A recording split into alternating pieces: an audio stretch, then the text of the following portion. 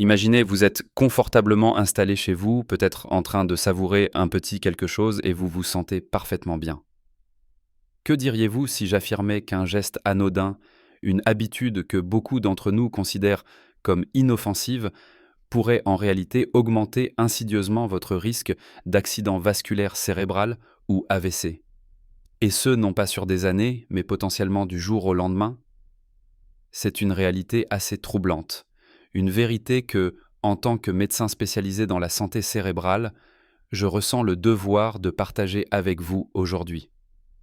La peur de perdre notre autonomie, nos souvenirs, ou même notre capacité à communiquer à cause d'un AVC est une angoisse bien réelle, n'est-ce pas?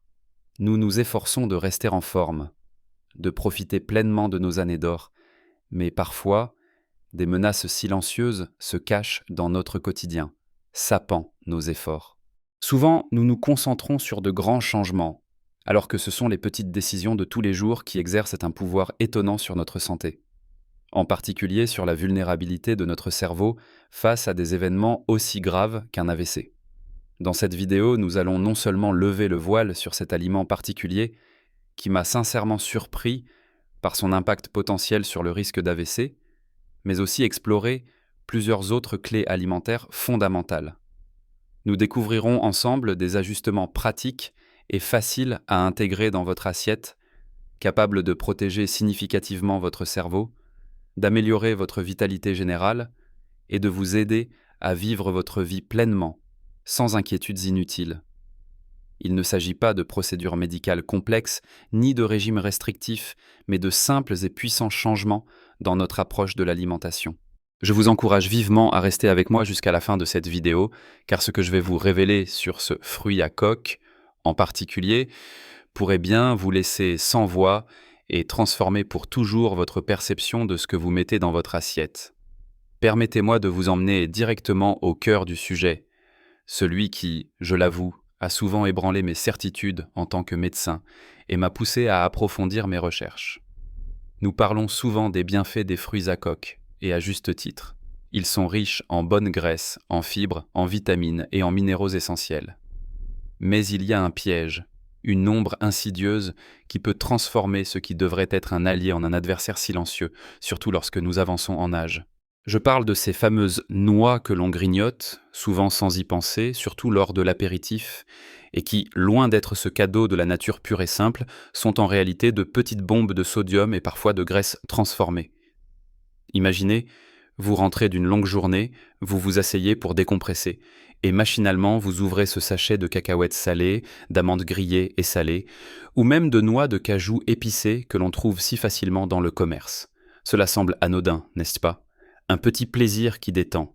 Le problème, ce n'est pas la noix en soi, mais ce qu'on y ajoute et la quantité que l'on consomme.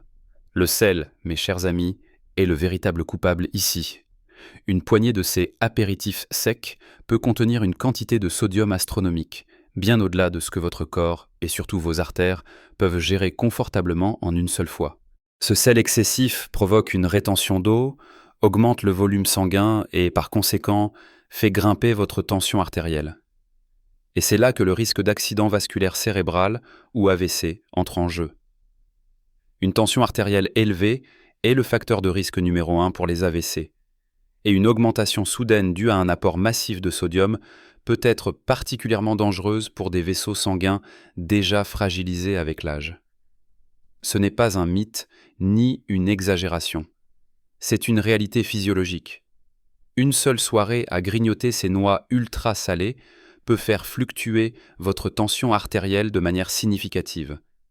Si vous avez déjà une prédisposition, si vos artères ont déjà subi les assauts du temps et d'une alimentation pas toujours parfaite, cette poussée de tension peut être la goutte d'eau qui fait déborder le vase. Ce n'est pas que la noix vous donne un AVC pendant la nuit, d'une manière magique, mais c'est l'effet cumulatif et parfois la provocation d'un pic de tension qui, dans un corps vulnérable, peut précipiter un événement que l'on redoute tous. Je l'ai vu, et croyez-moi, c'est déchirant. Des patients qui pensaient faire un choix innocent et qui se retrouvent confrontés à des conséquences graves. Alors, que faire? La solution n'est pas de bannir toutes les noix, loin de là. Les noix naturelles, non salées, sont un trésor pour votre santé cardiovasculaire et cérébrale. Pensez aux noix de Grenoble, aux amandes nature, aux noisettes, aux pistaches sans sel. Elles sont riches en oméga 3, en antioxydants, en fibres. Elles aident à réduire le mauvais cholestérol, à protéger vos cellules et même à améliorer votre mémoire. L'astuce est de choisir la version brute, non transformée, et de les consommer avec modération. Une petite poignée par jour, l'équivalent d'environ 30 grammes, suffit amplement pour en tirer tous les bénéfices sans les inconvénients. Préparez vos propres mélanges, torréfiez-les légèrement vous-même si vous aimez le goût grillé, mais sans y ajouter de sel. Remplacez ces snacks d'apéritif par des options plus saines, des légumes coupés, des olives, avec modération pour le sel qu'elles contiennent naturellement, des houmous faits maison. C'est un changement simple mais incroyablement puissant pour préserver la santé de vos artères et de votre cerveau. Mais le sel ne se cache pas uniquement dans ces petites noix que l'on croque. Il est omniprésent dans notre alimentation moderne et est un facteur silencieux de bien d'autres risques. Cela nous amène naturellement à considérer une autre habitude alimentaire très répandue, surtout dans notre culture où les saveurs sont si appréciées et qui est étroitement liée à la première. Pensez aux plats préparés, aux charcuteries fines, aux fromages affinés, des piliers de notre gastronomie, n'est-ce pas? Pourtant, ils recèlent aussi des quantités surprenantes de sel, et pas seulement. Ils sont souvent accompagnés de graisses saturées et de sucres cachés, créant un cocktail inflammatoire qui met vos vaisseaux à rude épreuve. Réduire cet apport en sel et en graisses saturées n'est pas une punition, mais un acte d'amour envers votre corps et votre esprit. Il s'agit de redécouvrir les saveurs naturelles, d'assaisonner avec des herbes aromatiques, des épices, du citron, plutôt qu'avec la salière. Cela demande un peu d'ajustement au début, c'est vrai, mais vos papilles s'adapteront, et votre corps vous remerciera. L'enjeu est de taille, la vitalité de votre cerveau et la protection contre des événements dévastateurs. Maintenant que nous avons abordé l'importance cruciale de la vigilance face aux noix transformées et à l'omniprésence du sel, et comment cela peut directement impacter votre risque d'AVC, passons à un autre élément fondamental de notre alimentation qui, lui aussi, peut jouer un rôle double, soit protecteur, soit délétère, pour votre santé cérébrale et cardiovasculaire. Nous venons de voir comment des plaisirs salés, même masqués sous l'apparence de la santé, peuvent être de véritables pièges pour nos artères. Mais le sel n'est pas le seul élément à surveiller. Il y a un autre composant de notre alimentation moderne qui agit comme un véritable saboteur pour notre cerveau et nos vaisseaux, souvent de manière insidieuse, et dont les conséquences peuvent être tout aussi dévastatrices que celles d'une tension artérielle mal gérée. Je parle du sucre, et plus particulièrement des sucres raffinés et cachés qui inondent nos supermarchés. Pensez à votre petit déjeuner typique. Ce croissant moelleux, cette confiture sucrée, ce jus de fruits industriels, ou votre dessert après le repas, cette pâtisserie si tentante. Ces aliments, en apparence délicieux et réconfortants, provoquent une véritable onde de choc dans votre corps. Lorsque vous consommez des sucres raffinés en grande quantité, votre taux de glucose sanguin monte en flèche. Pour y faire face, votre pancréas libère de l'insuline. À la longue, cette sursollicitation peut entraîner une résistance à l'insuline, un précurseur du diabète de type 2. Et le diabète, mes amis, est un facteur de risque majeur et indépendant d'AVC. Il endommage les petits vaisseaux sanguins du cerveau et peut entraîner ce qu'on appelle des infarctus lacunaires, de petits AVC qui, cumulés, peuvent gravement altérer vos fonctions cognitives. Mais ce n'est pas tout. Le sucre favorise également l'inflammation chronique dans le corps, une inflammation silencieuse qui attaque vos artères, les rendant plus rigides et plus sujettes au dépôt de plaques. C'est le chemin tout tracé vers l'athérosclérose, le rétrécissement des vaisseaux qui peut, là encore, conduire à un AVC. Ce n'est pas une question de tout bannir, c'est une question d'équilibre et de conscience. La nature nous offre de merveilleuses alternatives pour la douceur. Pensez aux fruits frais, à la compote sans sucre ajouté, à une touche de miel ou de sirop d'érable avec parcimonie. Lisez attentivement les étiquettes. Le sucre se cache sous de nombreux noms, comme le sirop de glucose-fructose, le dextrose, la maltodextrine, dans des produits que l'on ne soupçonnerait pas, comme les sauces préparées, les plats industriels et même certains yaourts. Optez pour des aliments bruts, non transformés. Préparez vos propres encas, vos propres desserts, où vous contrôlez la quantité et la qualité des ingrédients. Remplacez un soda par de l'eau aromatisée avec des tranches de citron et de concombre, ou un jus de fruits par un fruit entier, est un geste simple mais extraordinairement bénéfique pour votre cerveau. En parlant de ce qui endommage nos artères, il est impossible de ne pas mentionner les graisses, mais attention, pas toutes les graisses. Tout comme pour les noix, il y a les bonnes et les moins bonnes. Nous avons souvent été induits en erreur par des messages ambigus sur le rôle des graisses. La vérité est que votre cerveau a besoin de graisses pour fonctionner, mais des bonnes graisses. Les véritables coupables ici sont les graisses transformées, les graisses trans, et l'excès de graisses saturées que l'on trouve dans les aliments frits, la pâtisserie industrielle, les margarines bon de marché et une partie de la charcuterie. Ces graisses sont les architectes des plaques d'athérome. Ces dépôts graisseux qui s'accrochent aux parois de vos artères, les durcissent et les rétrécissent. Imaginez vos vaisseaux sanguins comme des tuyaux.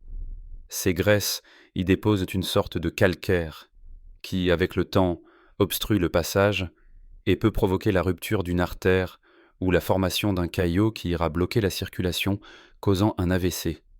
Comment protéger vos artères ? Privilégiez les graisses insaturées, l'huile d'olive extra vierge de première pression à froid, l'huile de colza, l'avocat, les poissons gras comme le saumon, le maquereau, les sardines, riches en oméga 3. Ces bonnes graisses sont des anti-inflammatoires naturels et aident à maintenir la souplesse de vos artères. Cuisinez plus souvent à la maison pour contrôler les huiles que vous utilisez. Évitez les fritures et optez pour des cuissons douces à la vapeur, au four ou à l'étouffée. Ce n'est pas une question de régime drastique, mais d'un rééquilibrage intelligent et savoureux. Maintenant, nous avons parlé du sel, du sucre, des mauvaises graisses. Mais il y a un élément si fondamental, si simple, et pourtant si souvent négligé, qui a un impact direct sur la circulation sanguine et la santé de votre cerveau. L'eau. Une hydratation adéquate est la pierre angulaire d'une bonne santé, et particulièrement importante pour prévenir l'AVC. Le sang est composé en grande partie d'eau. Si vous êtes déshydraté, votre sang devient plus épais, plus visqueux. Cela le rend plus difficile à pomper pour votre cœur et augmente le risque de formation de caillots. Une circulation sanguine ralentie, moins fluide, signifie aussi que votre cerveau reçoit moins d'oxygène et de nutriments essentiels, ce qui le rend plus vulnérable. Beaucoup d'entre nous, en vieillissant, ressentent moins la soif. C'est une réalité physiologique. Mais cela ne signifie pas que notre corps a moins besoin d'eau. Au contraire, nos reins peuvent être moins efficaces pour conserver l'eau et certains médicaments que nous prenons peuvent augmenter notre besoin en hydratation. Fixez-vous des rappels, gardez une bouteille d'eau à portée de main, buvez régulièrement tout au long de la journée, même si vous n'avez pas soif. L'eau plate est la meilleure option, mais les infusions, les tisanes, les bouillons légers peuvent aussi y contribuer. Évitez les boissons sucrées ou trop caféinées qui, paradoxalement, peuvent favoriser la déshydratation. C'est un réflexe simple, presque enfantin, mais d'une efficacité redoutable pour maintenir la fluidité de votre sang et la vitalité de votre cerveau.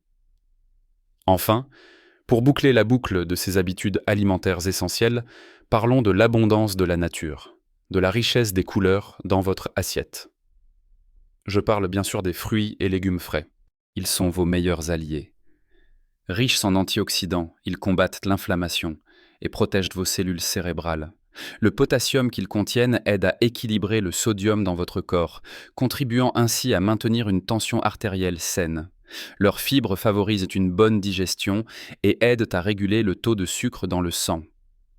Adopter une alimentation riche en fruits et légumes, comme le régime méditerranéen, est l'une des stratégies les plus puissantes pour prévenir les maladies cardiovasculaires et les AVC. Faites de chaque repas une célébration des saveurs et des couleurs. Intégrez une salade composée à votre déjeuner, des légumes vapeur avec votre dîner, une pomme ou une poignée de baies en collation. Ce n'est pas seulement bon pour votre corps, c'est aussi un plaisir pour vos sens et un moment de bien-être. Pensez à varier les types de fruits et légumes pour bénéficier d'un large éventail de nutriments. C'est un investissement facile à faire pour des dividendes considérables en termes de santé cérébrale et de longévité. Voilà, nous avons parcouru ensemble des habitudes alimentaires parfois surprenantes par leur impact. Mais ne vous inquiétez pas, ces ajustements sont à votre portée et peuvent faire une différence monumentale.